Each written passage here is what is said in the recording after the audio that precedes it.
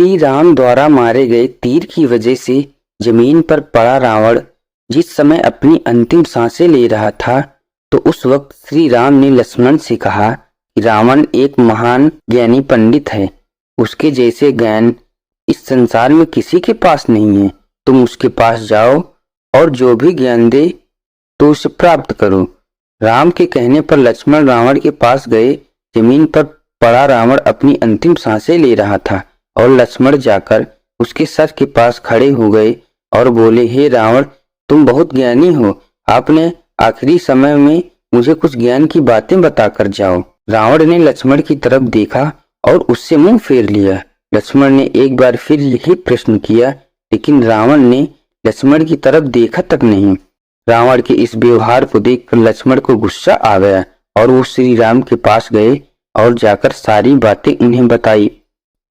लक्ष्मण की बात सुनकर श्री राम बोले, गुरु से शिक्षा उनके पैरों के पास बैठकर ली जाती है, ना कि उनके सर के सामने खड़े रहकर। राम की बात सुनकर लक्ष्मण रावण के पैरों के पास बैठ गए। इसके बाद रावण ने उन्हें ज्ञान की वो 3 बातें बताई जो सिर्फ लक्ष्मण के लिए ही नहीं बल्कि आज भी हम सभी के लिए जानना बहुत जरूरी है। पहली बात जो रावण ने लक्ष्मण को बताई, किसी भी शुभ काम को करने में कभी देरी नहीं करनी चाहिए।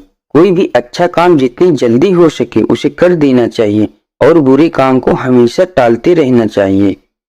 दूसरी बात जो रावण ने लक्ष्मण को बताई, अपने शत्रु या प्रतिद्वंदी को कभी कमजोर नहीं समझना चाहिए। तीसरी बात जो रावण ने लक्ष्मण को बताई, अपने जीवन की ऐसी गुप्त बातें जिससे आपके भविष्य में परेशानी हो, वो बातें कभी किसी को नहीं बतानी चाहिए, फिर चाहे वह आपका भाई ही क्यों ना हो।